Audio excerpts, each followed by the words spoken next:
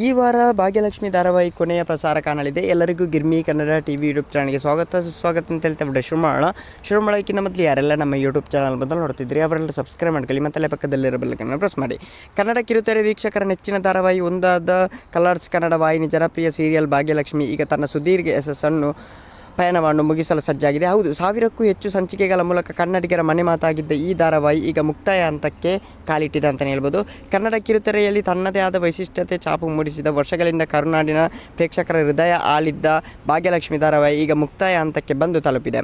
ತನ್ನ ಸ್ವಾಭಿಮಾನಕ್ಕಾಗಿ ಏನು ಬೇಕಾದರೂ ಮಾಡುವ ದಿಟ್ಟ ಹೆಣ್ಣುಮಗಳ ಭಾಗ್ಯಲ ಕಥೆ ಈಗ ಅಂತಿಮ ಘಟ್ಟಕ್ಕೆ ತಲುಪಿದ್ದು, ವಾಹಿನಿಯು ಇದರ ಕೊನೆಯ ಸಂಚಿಕೆಯನ್ನು ಪ್ರೋಮೋ ಹಂಚಿಕೊಂಡಿದೆ ಅಂತಲೇ ಹೇಳಬಹುದು.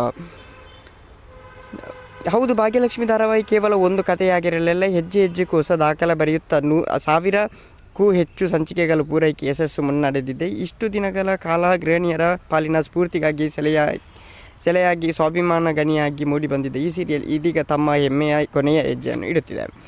ಓಕೆ, ಹೇಗಿತ್ತು ಧಾರಾವಾಹಿ? ನಿಮ್ಮ ಪಯಣ ಎಷ್ಟು ಸಂಚಿಕೆಯನ್ನು ನೋಡಿದ್ದೀರಿ ಅಂತ ಕಮೆಂಟ್ ಮೂಲಕ ತಿಳಿಸಿ ಅಂತ. Love you so much.